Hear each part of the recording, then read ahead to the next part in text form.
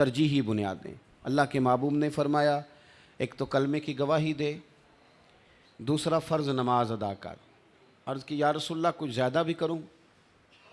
तो फरमाया अगर तो अपने पास से नफल पड़ेगा तो अल्लाह तुझे उसका अजर अता करेगा। फिर हुजूर ने फरमाया रमज़ान के रोज़े रख। अर्ज़ की हुजूर कुछ ज़्यादा भी करूँ यानी नफली भी रखूँ? तो फरमाया अगर तू अपनी तरफ से नफली रोज़े रखेगा तो अल्लाह तुझे उसका अजर अता करेगा। फिर फरमाया हज फ़र्ज़ होने पर हज कर।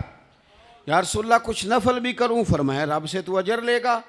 नबी करीम ने फरमाया ज़कात अदा कर। हुजूर नफली सदकात भी करूँ? फरमाया करेगा तो अजर मिलेगा। हुजूर ने उसे तलकीन फ़र्ज़ की तरबियत फ़राइज़ की फरमाई। और ये भी याद रखें कि हमेशा असल जो होती है, असल दर्जा उसी का होता है। बहुत सारे लोग हमारे ऐसे हैं जिनका फुरुआत पे पूरा जोर है, पूरा, और फ़राइज़ के मामले में वो कमज़ोर हैं। अल्लाह ताला हमें माफ़ करे।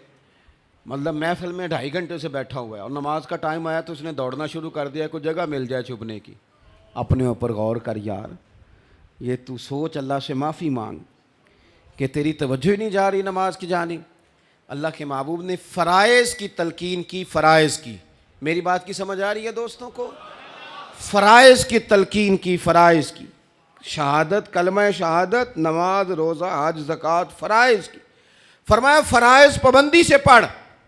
उसने अर्ज़ की या रसूल अल्लाह सल्लल्लाहु अलैहि वसल्लम मुझे अल्लाह की इज़्ज़त की कसम, आपने जो बताया है ना इसमें कमी करूँगा ना ज़्यादती करूँगा।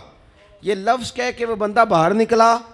हज़रत अबू हुरैरा फरमाते हैं करीम महबूब फरमाने लगे भाई जन्नती देखना है? हुजूर देखना है। फरमाया जाने वाले की ज़ियारत कर लो, ये वो बंदा है जिसे अल्लाह जन्नत अता फरमाएगा। उसके ज़ेन के मुताबिक तरबियत की। मेरी बात की समझ आ रही है आप हज़रात? अब अभी उन्होंने फ़र्ज़ की पाबंदी करनी थी, उनको वहाँ तरबियत दी। हज़रत माज़ बिन जबल रदी अल्लाह ताला अन्हु,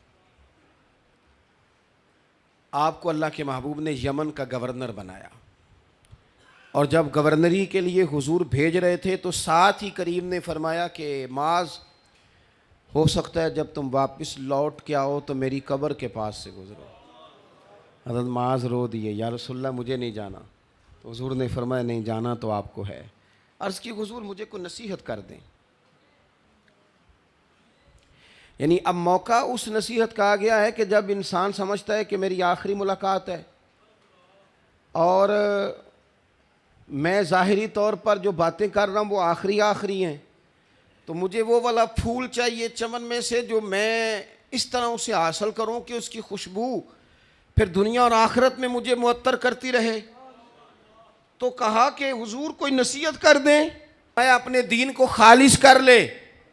फरमाया माज़ अगर अपने दीन को खालिश कर लोगे ना तो तुम्हारा थोड़ा अमल भी दुनिया और आखिरत में तुम्हारे लिए काफ़ी हो जाएगा। अगर मुखलिस हो के नमाज पढ़ो, ख्याल हो कि बस मेरा और मेरे रब का मामला है, सदकात दो तो तवज्जो अल्लाह रसूल की जानिब रखो, तुम कोई भी नेकी का काम करो, कोई भी खैर का काम करो। और इस पर इमाम कुशैरी ने एक बात लिखी है, वो फरमाते हैं नेक अमल बंदे पर बोझ नहीं होता जब तक उसमें बंदा मुखलिस हो। ये इमामा बांधना, दाढ़ी रखना, सुन्नत शरीयत के मुताबिक लिबास पहनना, नमाज पढ़ना, ये मुश्किल नहीं होता। कब?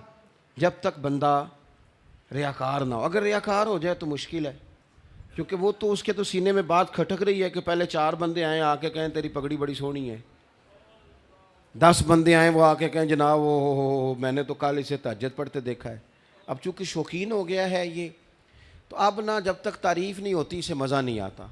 फरमाते हैं अगर मुखलिस हो जाए, इखलास नसीब हो जाए, लिल्लाहियत इसे मुयस्सर आए, तो फिर इसके लिए अमल बोझ नहीं बनता। मेरी बात की समझ आ रही है ना आप हज़रात? फिर अमल करना इसके लिए आसान हो जाता है। लेकिन अगर ये मुखलिस नहीं है, इसके अंदर इखलास नहीं है, लिल्लाहियत नहीं है, फिर कोई भी नेक अमल करता है तो मुशक्क़त के साथ करता है, मुश्किल के साथ करता है। फिर इसे महसूस होता है कि मैं मतलब ये कि बड़ा मेरे लिए यार ये काम मुश्किल है, आसानी नहीं रहती।